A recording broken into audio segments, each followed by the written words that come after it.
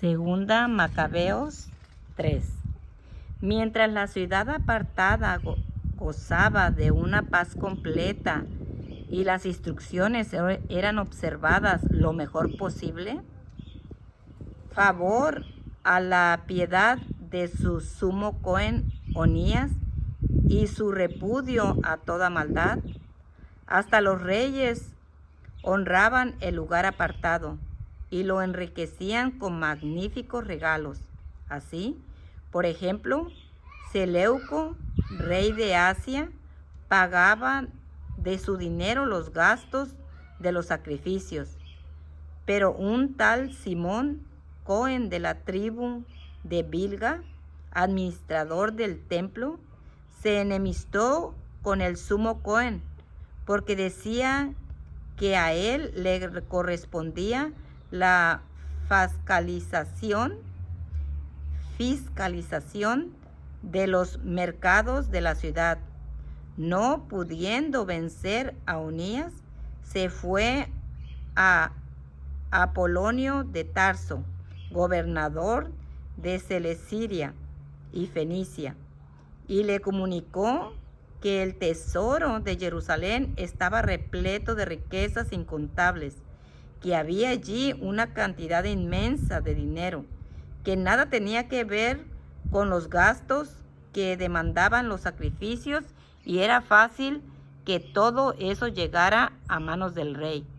Apolonio se entrevistó con el rey y le informó que las citadas riquezas, mandó a Heliodoro, encargado de sus negocios, con una carta que lo autorizaba para trasladar aquellos tesoros. Heliodoro se puso pronto en camino, simulando que iba a visitar a Celesyria y la Fenicia, pero con el propósito de ejecutar las órdenes del rey. Llegado a Jerusalén, fue recibido amigablemente por la ciudad y el sumo Cohen, al que informó de la denuncia que había hecho. Hizo saber el motivo de su visita, preguntando si las cosas eran realmente así. El sumo Cohen explicó que se trataba de unos depósitos pertenecientes a huérfanos y viudas. Una parte pertenecía a Hircano, hijo de Tobías, personaje de muy alta posición, al que también alcanzaban estas calumnias. De todas maneras, el tesoro era de 400 talentos de plata y 200 de oro. En fin, Onías mostró que era del todo imposible defraudar a los que habían puesto su confianza en el apartado lugar y en la majestad inviolable de aquel templo venerado en todo el mundo. Pero Heliodoro, siguiendo las órdenes reales, sostenía que todos aquellos tesoros debían pasar a mano del rey. En el día señalado para proceder a hacer el inventario, reinaba en toda la ciudad una gran conmoción.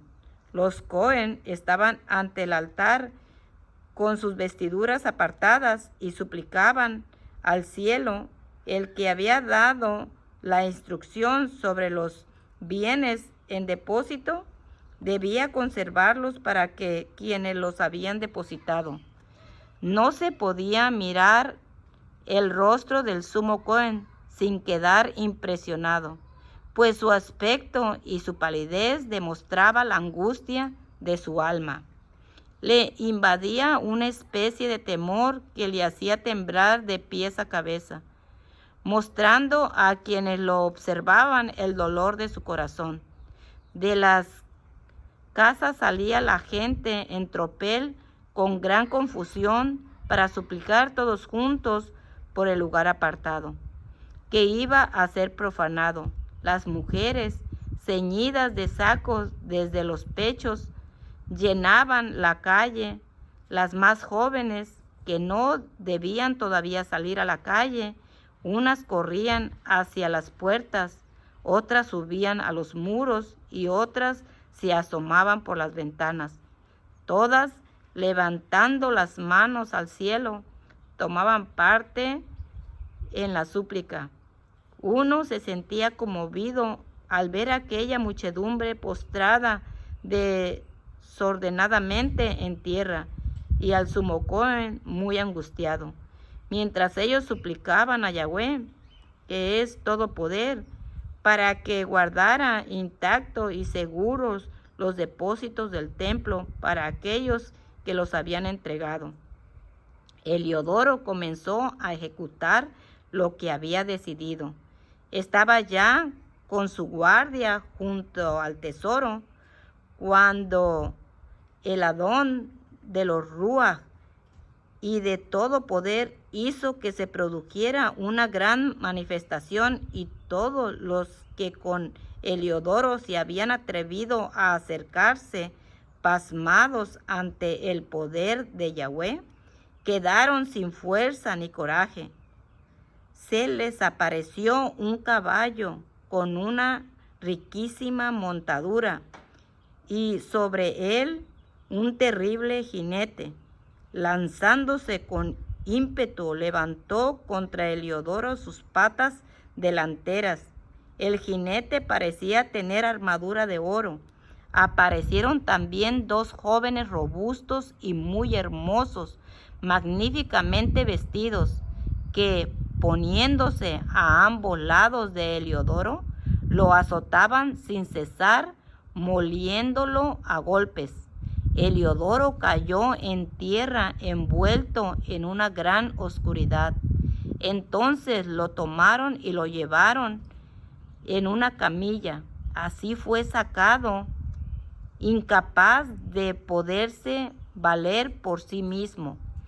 Aquel que poco antes había entrado orgulloso con gran séquito y escolta en el tesoro. Todos reconocieron claramente el poder de Elohim. A consecuencia de la intervención divina, se quedó mudo y no tenía esperanza de salvar su vida.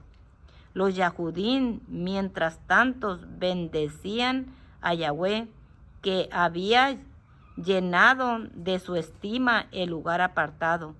El templo, poco antes inundado de terror y miedo, se llenó de gozo y alegría por la extraordinaria manifestación de Elohim.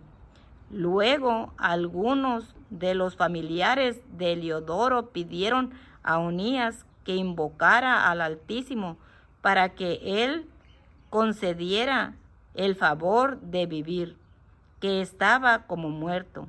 El sumo Cohen, por su parte, temía que el rey sospechara alguna maquinación de los Yahudín contra Heliodoro y ofreció un sacrificio por su salud. Mientras el sumo Cohen ofrecía el sacrificio de expiación, se aparecieron otra vez a Heliodoro los mismos jóvenes, vestidos de la misma manera, y poniéndose ante él le dijeron: da favor al sumo Cohen Onías, pues por él te concede Yahweh el favor de vivir. Y tú, que has sido azotado por orden del cielo, haz saber a todos la grandeza del poder de Yahweh. Dicho esto, desaparecieron. Heliodoro, después de ofrecer a Yahweh un sacrificio y de orar largamente a aquel que le había perdonado la vida, se despidió de Onías y volvió con sus guardias donde el rey. Allí empezó a dar testigo de las obras de Yahweh el Altísimo, que había visto con sus propios ojos. El rey preguntó a Heliodoro a quién podría mandar de nuevo a Jerusalén para realizar lo que él no había hecho. Heliodoro le respondió: si tienes algún enemigo a quien quieras eliminar, envíalo allá y lo verás regresar maltrecho, si es que puede regresar, pues seguramente hay un poder divino en ese lugar. El mismo que habita en el cielo lo vigila y lo guarda, hiriendo de muerte a quienes penetran en él para profanarlo. Esto es lo que ocurrió a Heliodoro, y así fue como se salvó el tesoro.